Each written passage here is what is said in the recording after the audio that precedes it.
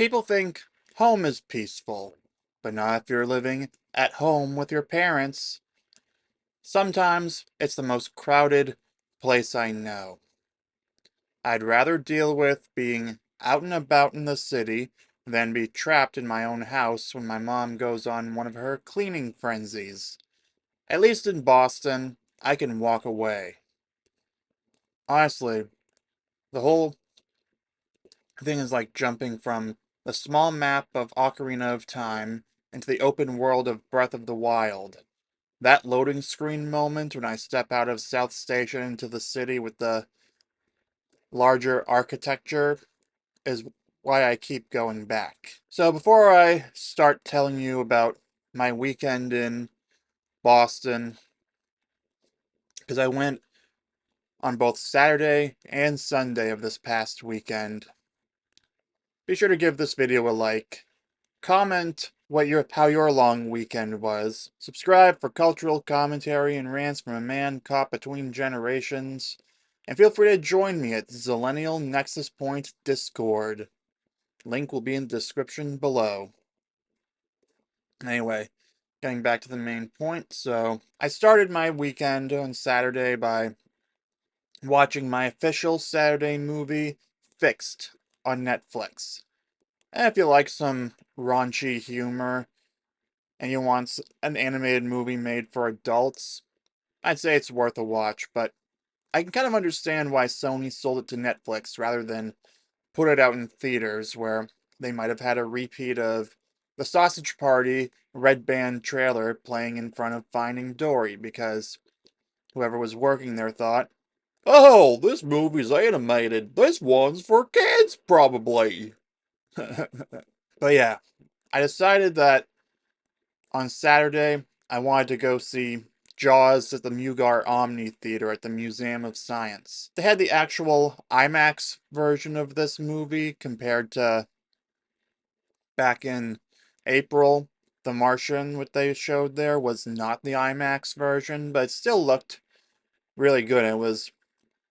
And I won't deny the novelty of OmniMax is entertaining for second viewings or beyond. So, after I watched and reviewed Fixed, I got ready, I went to the train station, I took the train and I got the weekend unlimited pass for the commuter rail so that I could just go wherever I wanted and be able to go back out on Sunday. We'll get to that later. Way better value than a round trip,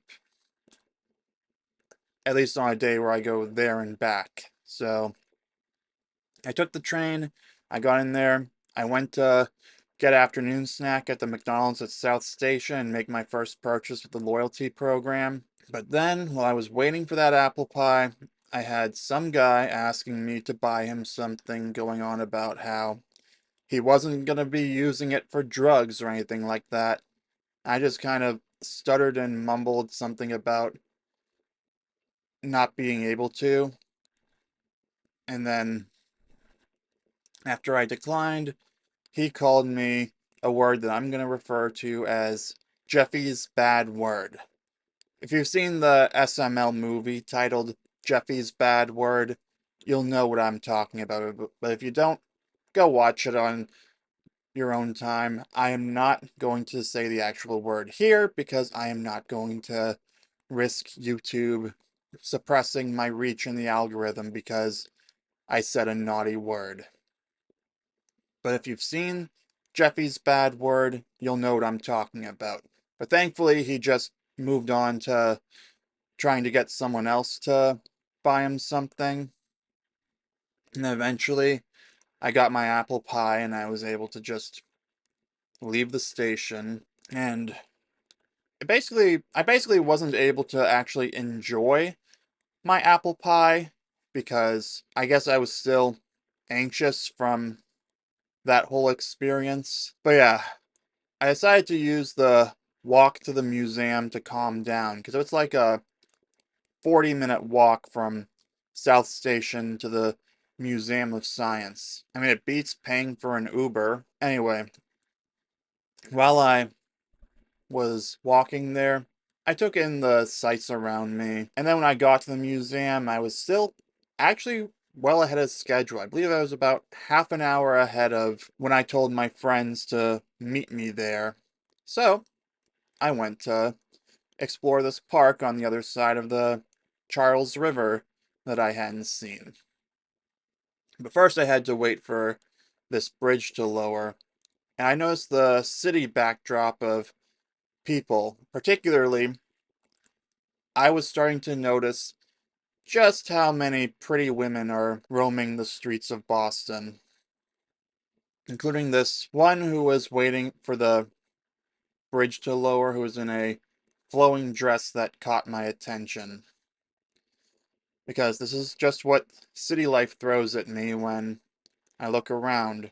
I tend to notice people, and I'm like, wow, a lot of the women around here are hot. We'll get more into that in a second. Anyway, after exploring that park I told you about and all of that, I eventually went up to the museum and went to the Mugar Omni Theater and Planetarium area where I waited for my friends, and then I had to get into the line when the line for the Jaws screening was starting to form. My friends arrived with plenty of time.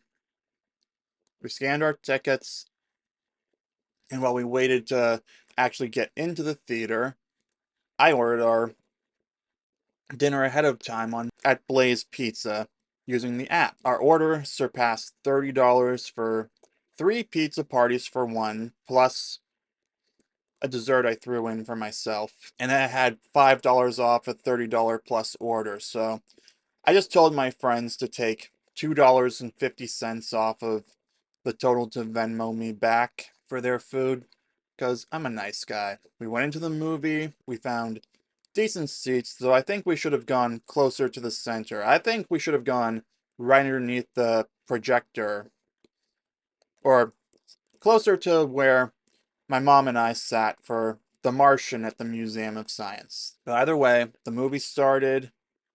I got to see my friends' reactions and see how they also had to turn their head left and right like this to be able to see the center of attention because I don't know if I explained this about Omnimax when I was talking about The Martian. Basically, it's such a wide angle view, you have to turn your head around to be able to see the entire thing. Like, you can't see the entire picture in your field of vision like you can at a regular IMAX theater like the AMC at the Boston Common or anything else. Even just your standard movie theater screen. Yeah, it's a much more immersive experience, and the immersiveness hit me as soon as the actual movie start. No, not during the actually during the IMAX countdown. I was like, "Whoa, this is totally more immersive than even the regular IMAX theater." Unfortunately, the bottom left and right corners of the frame were still cut off. My only real complaint outside of that was there was this woman who actually kind of raised her voice a little at the this mother whose daughter was, I guess, not doing a good job of keeping it to a stage whisper. And so this woman in front of her said clearly enough so that I could hear her on the opposite side of the auditorium that I forget what she said, but I know the mother said, "If my daughter wants to talk to me, she can." And thankfully, the entire everyone else in the audience shushed them before it could escalate. And thankfully, it did not turn into a spectacle from resembling something you'd see on Jerry Springer. So it came close to being ruined, but not quite ruined.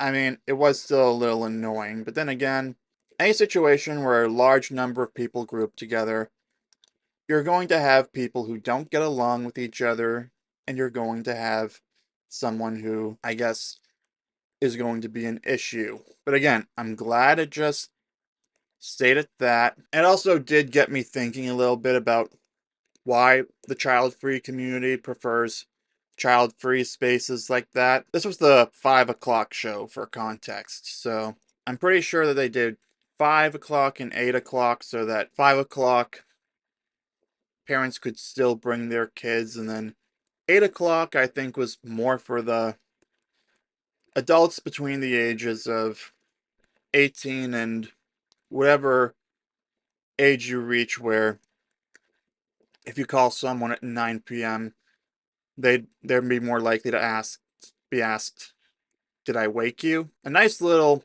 post-credits treat was this great sunset view of the Boston skyline from the purple tinted windows of the planetarium. I'll throw the pictures up here so that you can see what I saw. My friend paid for his parking, and then we moved to a different parking garage closer to Blaze Pizza, and then we went to pick up our order because I'd scheduled it for 7:30, and we got there in time, and it was ready, and I was honestly shocked at how empty the dining room was for a Saturday night on top of that.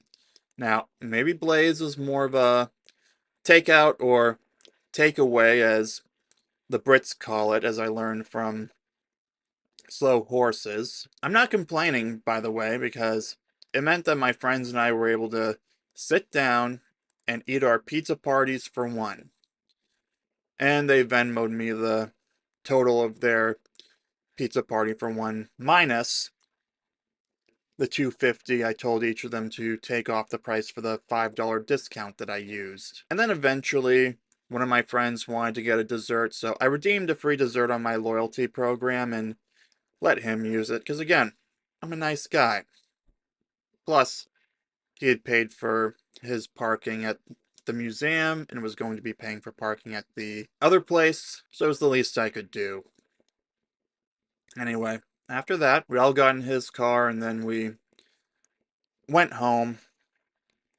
First, he dropped off the other friend at the place that he moved into. I think I talked about him, how he moved in with three other guys who, I guess they all banded together to pay less rent, which, more power to them if that's what they want to do or they kind of have to do. My friend who drove us dropped me off at home, and then I had a late night snack in the form of the more Boston cream pie ice cream, because I'd expected to be out later than that, so I'd planned the dessert I bought at Blaze Pizza to be the evening snack, but it was still about 9 o'clock, and on top of that, I'd already had the bottle of Coke, which had caffeine, which I had at like 7:30, so I was not going to fall asleep easily. All I really did was look at and plan YouTube stuff. I thought about playing Ocarina of Time, but it didn't really work out because I was in the final stretch of the experiment that I'm going to do a video on once all the numbers are finalized and I can share all my conclusions. But so far I can safely say I'm starting to think that the Museum of Science might be a magic algorithm boosting area of some kind. Don't quote me on that. It's possible that going there somehow boosts my exposure in the algorithm, because for the third time in a row, I had really great numbers. Okay, the numbers were already, there was already a foundation going in this time, and like April, but the time in July, when I went to adult night, that's where there was a boost. And the second hour of the movie, the 6 to 7 o'clock hour, was my highest performing hour of that day, according to the real-time 48-hour tool in YouTube Studio. So yeah, I'm pretty sure the Museum of Science might be a place I should go more often if it means I get boosted in the algorithm, or I'm gonna have to go there more frequently, like sign up for a membership and then go enough times to get my money's worth, compared to if I simply bought a ticket each time for the same period of time, which I would love to do because now I know that I can just take a train to South Station and I can walk about 40 minutes from there. If I go on a relatively early train, I can get there by 11 when it's lively enough so that it doesn't feel creepy walking around the empty exhibit halls. Yeah, I learned that the hard way on Halloween because I went right when they opened, or even like 15, 30 minutes after they opened when I arrived. I would recommend that everyone wait an hour or two into the hours of operation before going into the exhibit halls. But then that creates a paradox where if everyone does that, then it would stay emptier for longer and have that uncanny feeling. You let me know in the comments if you think it would be worth doing the research I did with my movement and my YouTube numbers, but focus exclusively on the Museum of Science in particular to see if see what correlation there is, and then try to sort out a causation. Because I use the scientific method here. Okay, I've gone on too long about that, but anyway, the next day, first thing I did was I showered and got dressed, and then I walked to a Dunkin' that's within walking distance, in my opinion, at the very least, for breakfast. This is the place I'd been going on days I didn't have shifts at the instant gratification job back in October and November. So after that, I walked from there to the train station and then got on the train and used the unlimited weekend pass, which I was a little nervous about it, I'm not going to lie, because this was my first time using the weekend pass, so I guess this was also research into seeing how it actually works. But they scanned it, it was all good. When we got to South Station, I did not go inside the food court. I just went straight to the outdoor exit to the sidewalk. Not because I'm scared of the food court, it's just boundaries. Because between being asked for stuff multiple times, both day of adult night and then being called Jeffy's bad word the previous day, plus pigeons flying around like hazards on the Tuesday that I went in to see F1, the advantage of eating indoors is gone. I mean, at that point, I'm pretty much just eating outside. I'll get more into that later. But, again, if people are going to be hassling me for trying to get me to buy them something or something like that, I'm not gonna bother going into that food court. But yeah, I guess I should just move on to the next part of my trip. So, I challenged myself to walk to the Boston Common without getting directions. Initially, I went the wrong way because I went the same direction I went for the museum the previous day. Then when I saw Dunkin' and realized, hey, this is the way I went yesterday, I was like, okay, I went down the wrong street. Let's turn back and sort out. Okay, I looked at my phone's map app, but once I found the necessary street, I followed that and I made it to the Boston Common. The first thing I did was I went to the Tremont Street Dunkin' to get another visit in there to get to boosted status. Got a 10 count munchkins and a small lemonade. Yeah, I should have brought my water bottle so that I could just refill that at the common. I filled the McDonald's cup I got later with water using the water bottle filling water fountain because I needed to get some hydration and I had to keep costs down. So yeah, while I was enjoying my munchkins and lemonade on the bench, I started to realize what had been building since Halloween night waiting for the Rocky Horror Picture Show.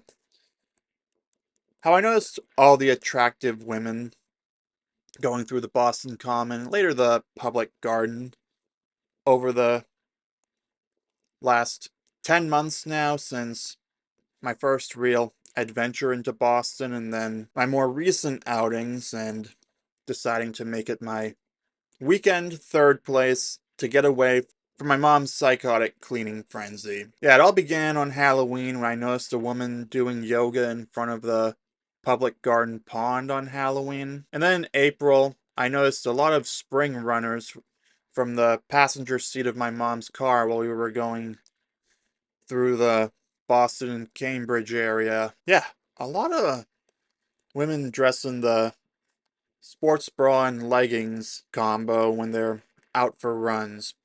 Just something I noticed is all, but it goes to show, probably because it's all, there are more people in the around, therefore there are more women to ask us. Why they say you gotta go into the cities if you're looking to pick up women. Like, this proves it right there. I'm just gonna say it. I also noticed this while I was waiting at the Boston Common for my friend for adult night at the museum. And then there was Saturday's flowing dress moment. And then finally on Sunday, I saw more runners in the leggings and sports bra.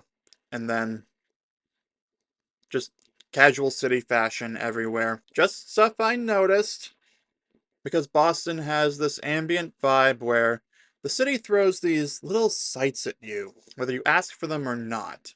It's part of what makes it feel alive, I guess, and probably what helps it feel lively, along with the musicians doing their thing in the public garden and the common. Like when I walked by this one guy playing the polka, and he was doing songs from the Rocky Horror Picture Show soundtrack, which I appreciated. Another thing I noticed was I was pretty much the only person, I've noticed this across all my summer outings up there, where I was pretty much the only person who respected walk signals all day. Like, if people don't see cars coming, they're just gonna go for it. I mean, in a suburban street, I'll admit I do this a lot because I've talked about how I am nervous around walking near parked cars. So if I see a car parked the side of the along the sidewalk, I will cross over to the other sidewalk. I look both ways. I cross the street, and then I repeat the process if another one happens to come up. Really wish we could just take Walt Disney's approach to move all the traffic for cars underground and make the overworld, if you will, walkable AF. That might just be me, though.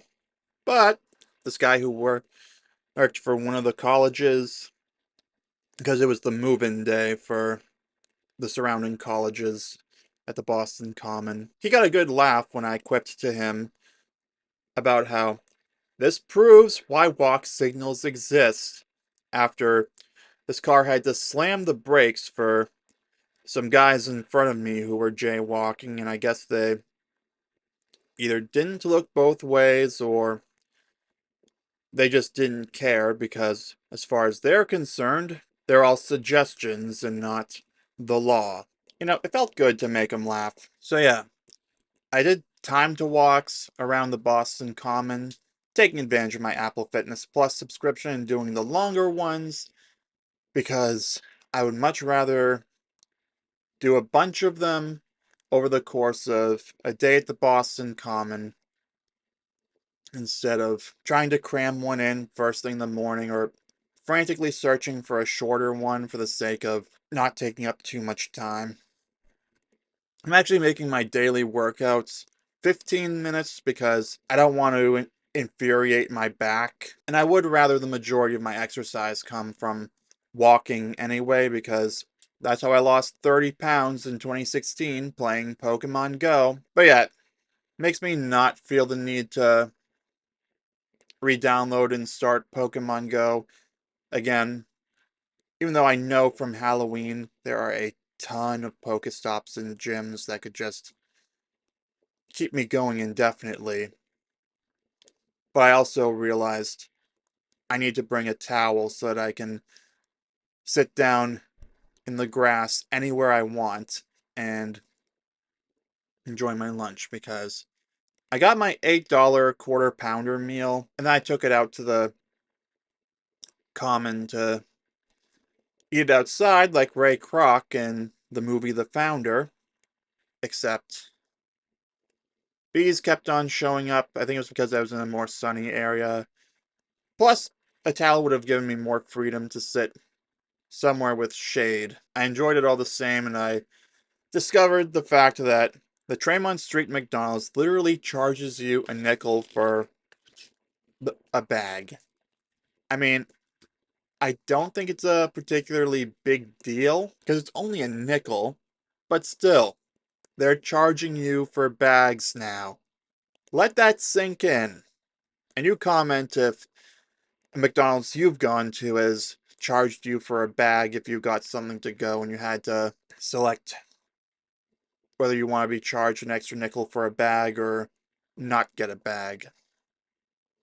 I definitely regret paying the extra nickel for a bag when I got my apple pie water bottle and redeemed points for a free ice cream cone, which I used to make a DIY pie a la mode, which I was able to enjoy because I noticed another confrontation. This time was between this couple and a worker who I'm not really sure what the worker said, but what I overheard was the couple claiming the worker had said something that you're not supposed to say to customers, and they were asking for the manager. As soon as I got my ice cream cone, I was out of there. I was not going to stand around and wait to see what happened because not only did it not concern me, I also wasn't going to risk becoming involved just by standing there and being an onlooker. I sat at the bench and enjoyed my makeshift pie a la mode. Really great McDonald's menu hack, by the way, that I figured out. That's assuming their ice cream machine is working, by the way. But yeah, after digesting that, I got up and just went back to South Station, make sure that I was there ahead of time so that I could catch my train home. I had a fun little interaction with this guy while I was waiting for my train to arrive by quoting Spock and saying, "Fascinating," in response to the echo of the curved ceiling of the waiting area between the food court and the actual train tracks. To which he replied, "Live long and prosper," and did the Vulcan salute. And something I realized while I was waiting there and admittedly craving a pizza was that eating takeout tastes better on the go because you can choose your space, unlike home where you're trapped, or rather, it's better to have that when you're out and about and then make something at home when you're at home because you can justify the cost of eating it while you're out and about, in my opinion, because it means you have less that you have to carry around. Although, next time I go out there, I am going to at least try packing morning snack, lunch, and afternoon snack, and my water bottle to refill if I'm not going to a movie. Anyway, I took the train home, walked home, and then first thing I did when I got home was get the water boiling for the vegetables of my rice and vegetables because I would barely have been able to afford a cheese pizza from anywhere, let alone a pepperoni or more toppings. Maybe I could have tried out the Back Bay Blaze pizza. Whatever. I ate that quick dinner and then sat down and played what parts of Ocarina of Time I could before checking YouTube stuff kind of hijacked my mind. Yeah, I am prioritizing this channel over video games. Maybe I should live stream myself playing them, but I mostly play Nintendo games, and Nintendo is very strict about their stuff. So let me know in the comments if you'd like to do some video game streams. Probably have to find non-Nintendo games so I don't have to deal with that. Like, I would love to share the cave with all of you. The problem is, I need my MacBook to run OBS and the game at the same time, which could prove to be a little tricky. But yeah, for evening snack, I finished the rest of the Boston cream pie ice cream. Very fitting flavor for that weekend. And then I started on Black Mirror Season 3. Alright, so to wrap it up, My main quest with the weekend pass on Saturday was seeing my friends at the Omni Theater and seeing Jaws together, which turned out to be one of my friends' first times, which I'm glad I was able to facilitate him seeing Jaws for the first time. And on Sunday, you could say it was a side quest grind where I was just becoming more comfortable with the tea so that I could be more comfortable going there, getting on the train and going to South Station, and then walking wherever I needed to from there, learning the Boston map by memorizing, making sure, testing myself on the road to the Boston Common. I think I might have to learn the museum route by memory next so that I can start going there and try to see if it really is a magic algorithm boosting spot. That's going to require a little more research because, again, 3 times in a row now, I have gotten the boost in viewership. Anyway, South Station food court, as I learned, is now off the table, not out of fear, but because of self-respect and because there are other places I can go in the city, especially if it means avoiding being called Jeffy's bad word. And my ongoing observation continues, noticing city life in all its forms, sometimes chaotic, sometimes ambiently beautiful, both in the sunset scenery, the Boston Common scenery, and the attractive women, and observing how people act in places like the Tremont Street McDonald's or the Boston Common in general. I guess what I'm trying to say is I'd still rather make sure that I go out during my mom's cleaning frenzies than sit around and get angry about not being able to use the bathroom or the kitchen as I see fit. And it'll probably keep me on a healthier diet at home so that when I am out and about, I will actually enjoy and value my quarter pounder meal.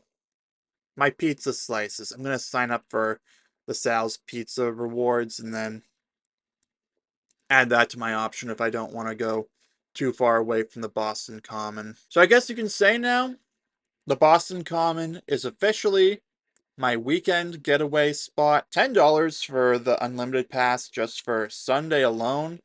That is a great deal. But if I do it on Saturday and Sunday, and then I eventually switch the Saturday movie charter with AMC A-List, even if I only use one of the tickets per week, I will still get my money's worth and have somewhere to escape to. So I'm going to wrap it up here for the video. You let me know in the comments what you think about all this. What little ambient details you notice when you're out in your city or out and about in general that you just can't help but notice. You also let me know what kind of third places you like to have and whether you would recommend any. Be sure to also give this video a like, subscribe for cultural commentary and rants from a man caught between generations, and last but certainly not least, feel free to join me at the Zillennial Nexus Point Discord. Link will be in the description below. Thanks for watching, and I'll see you soon.